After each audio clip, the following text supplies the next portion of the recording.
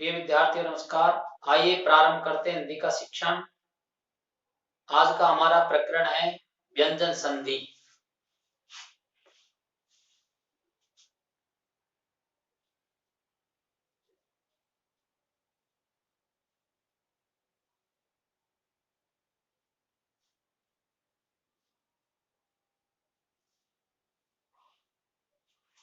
हम इससे पहले के वीडियो में पढ़ चुके हैं कि संधियां तीन प्रकार की होती है: स्वर संधि, व्यंजन संधि और विसर्ग संधि। संधि क्या होती है? तो संधि का संक्षिप्त अर्थ मेल या मिलाना होता है। लेकिन यहाँ किसका मेल होता है ये समझने की आवश्यकता है। जब दो वर्णों का मेल होता है और उस मेल से विकार उत्पन्न होता है, इस विकार उत्पन्न होने की प्रक्रिया का नाम ही संधि है। तो हमने सीखा है स्वर संधि में स्वरों का स्वर से मेल होता है। इसी प्रकार से व्यंजन संधि में व्यंजन का व्यंजन से मेल होता है। जैसे शरद प्लस चंद्र, ये प्रथम शब्द है, ये द्वितीय शब्द है। पहला जो शब्द है उसका अंतिम वर्ण है द, जो व्यंजन है।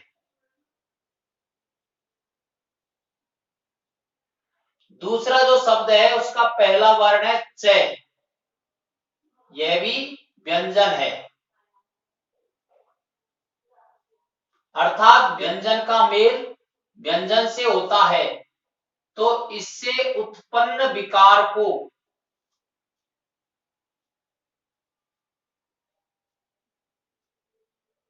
व्यंजन संधि कहते हैं।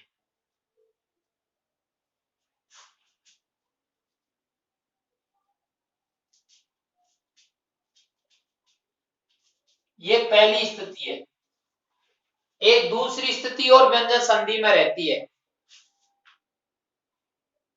सट प्लस आनन। पहला शब्द है सट और सट का अंतिम वर्ण है ट, जो व्यंजन है।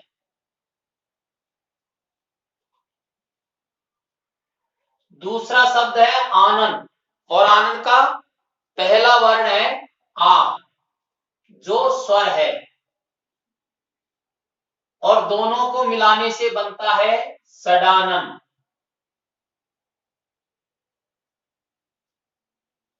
ये भी व्यंजन संधि है। अर्थात जब व्यंजन का स्वर से मेल होता है तो इस मेल से उत्पन्न विकार को भी व्यंजन संधि कहते हैं।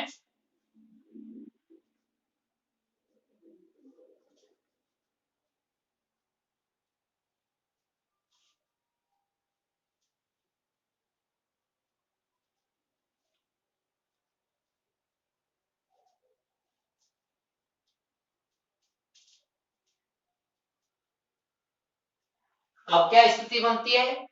जब व्यंजन का व्यंजन से या व्यंजन का स्वर से मेल होता है, उस मेल से उत्पन्न विकार को या परिवर्तन को ही व्यंजन संधि कहते हैं। ये इसकी आप परिभाषा लिख सकते हैं।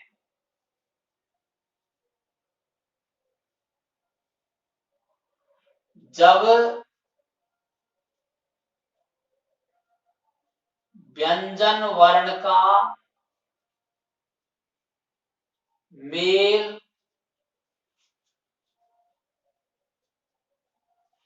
व्यंजन वर्ण से या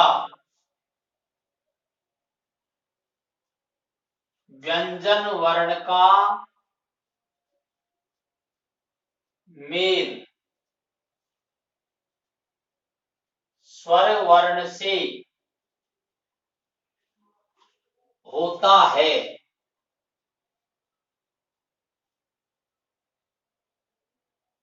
तो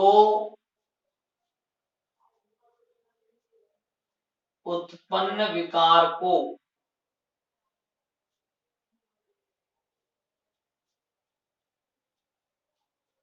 व्यंजन संधि कहते हैं।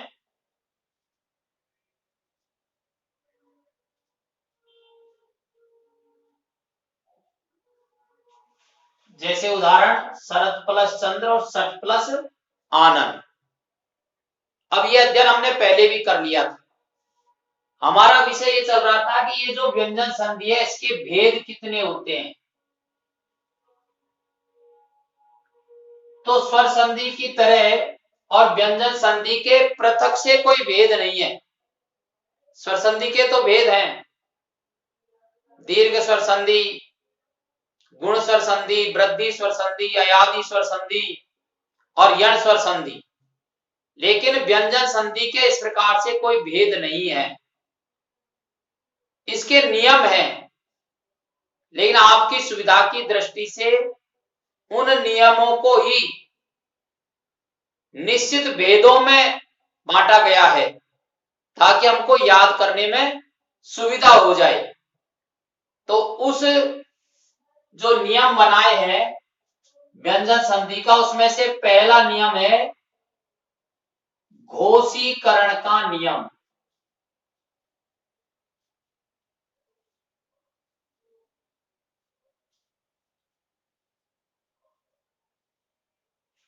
ये हमने अध्ययन कर लिया है।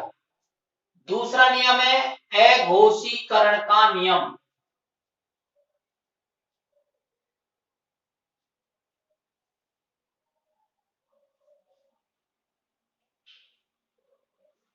और तीसरा है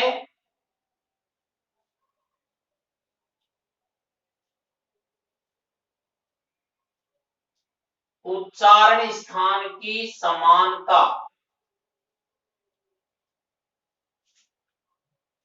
या प्रयत्न वाली संधि।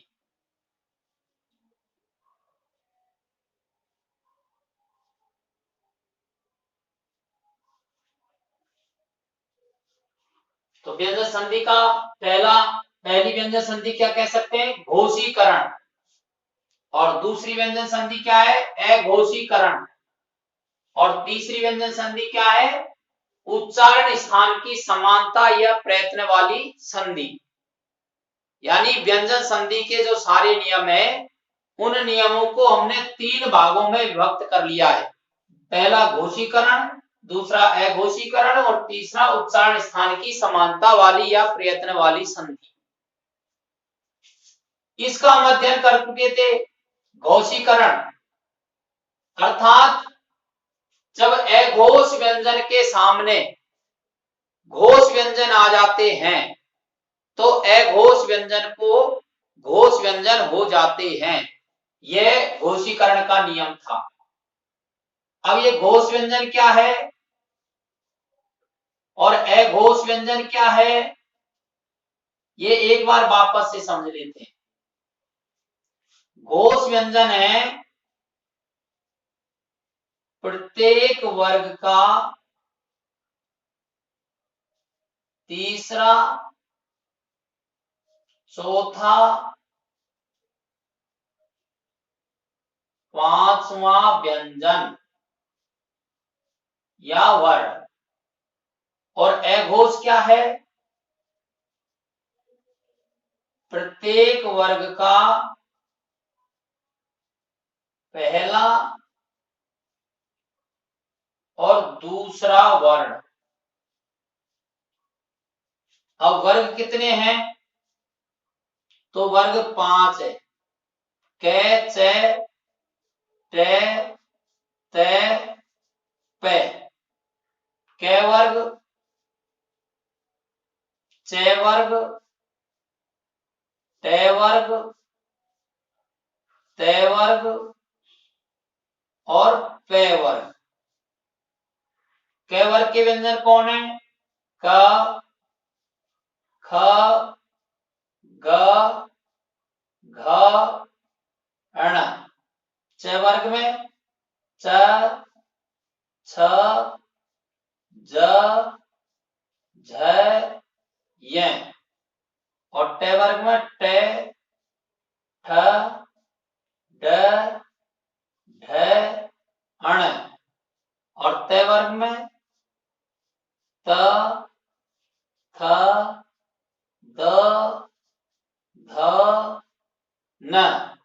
और पर वर्ग में प, फ, ब, भ, मैं।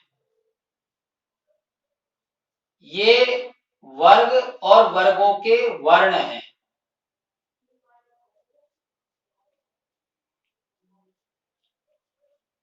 ये पहला वर्ग, ये दूसरा वर्ण, तीसरा वर्ण, चौथा वर्ण और पांचवा वर्ण। ये स्थायी रूप से अपन को ध्यान में रखना है। पहला वर्ण कौन है? कचट तक। दूसरा ख, छ, ठ, थ, फ, ग, ज, ड, द, ब, घ, झ, ढ, ध, भ, ण, न, न, म। अब हमने जो ये पढ़ा कि घोषीकरण, तो घोषीकरण संधि में क्या होता है?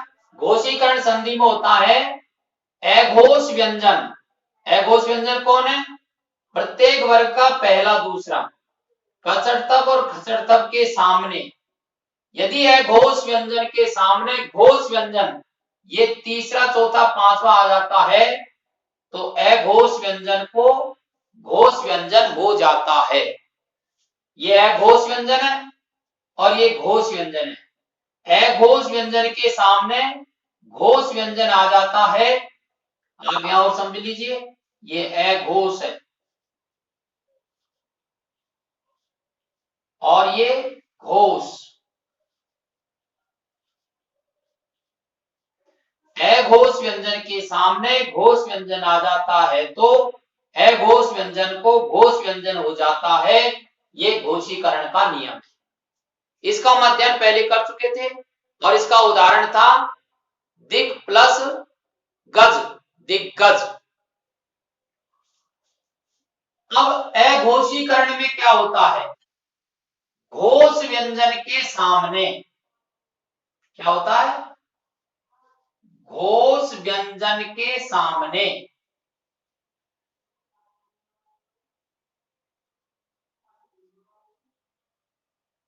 अब घोष व्यंजन कौन सा है? तीसरा, चौथा, पांचवा वर्ण के सामने। घोष व्यंजन के सामने, ये घोष व्यंजन है। तीसरा चौथा पांचवा वर्ण क्या है? घोष व्यंजन है। घोष व्यंजन के सामने अघोष व्यंजन आ जाता है।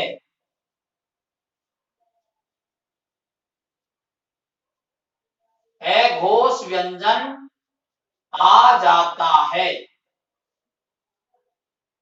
अघोष व्यंजन कौन है? पहला दूसरा वर्ण आ जाता है।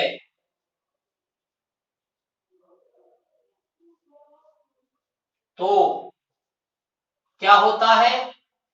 इस घोष व्यंजन को अघोष हो जाता है।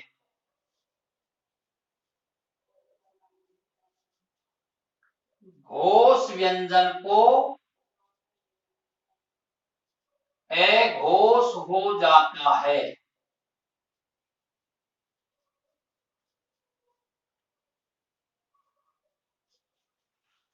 अब देखिए, आप इसका उदाहरण से समझेंगे।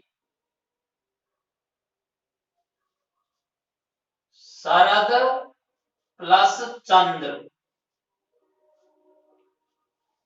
पहला शब्द कौन है? शरद। शरद का अंतिम वर्ण कौन है? द। द क्या है? घोष व्यंजन है। त, थ, द तीसरा वर्ण है ना, तीसरा वर्ण है तो घोष व्यंजन है, घोष व्यंजन है। इस घोष व्यंजन के सामने क्या आ रहा है? च। च क्या है? पहला वर्ण है और पहला वर्ण क्या होता है? अघोष। घोष व्यंजन के सामने अघोष व्यंजन आ जाता है तो इस घोष व्यंजन को अघोष व्यंजन हो जाता है, इसी वर्ग का। तो द किस वर्ग का है? त वर्ग का है। तो इस के स्थान पर इसी वर्ग का अघोष व्यंजन हो जाएगा। तो क्या हो जाएगा? शरत चंद्र। शरत चंद्र हो जाएगा, द के स्थान पर तय हो जाएगा। और देखिए एक और उदाहरण आप, उद प्लस थान। पहला शब्द कौन है? उद। उदाहरण क्या है? उद प्लस थान। पहला वर्ण कौन है? उद। उद के अंत में क्या आ रहा है? द क्या है? घोष व्यंजन है। और इसके सामने क्या आ गया? थ क्या है? अघोष व्यंजन। घोष व्यंजन के सामने अघोष व्यंजन आ जाता है तो घोष व्यंजन को उसी वर्ग का अघोष व्यंजन हो जाता है, तो इसका बनेगा उत्थान। उद प्लस थान बराबर उत्थान। एक उदाहरण और देखिए आप,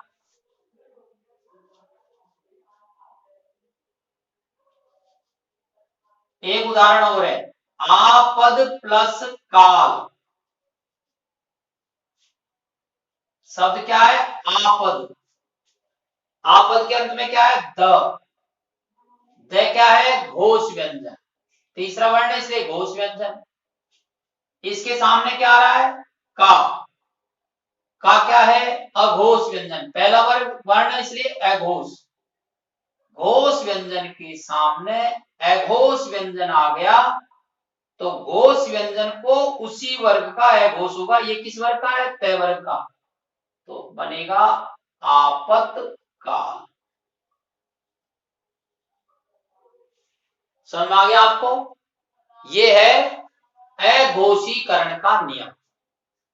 अब समझने की दृष्टि से आप इसका स्क्रीनशॉट ले लीजिए और कम से कम 2 बार इस वीडियो को आप सुने और सुनकर के इसे सब्सक्राइब करें ताकि शिक्षण के अन्य वीडियो आपके पास आते रहेंगे। अब अगले वीडियो में हम व्यंजन संधि का जो तीसरा नियम है, उच्चारण स्थान की समानता या प्रयत्न वाली संधि, इसका अध्ययन करेंगे। धन्यवाद।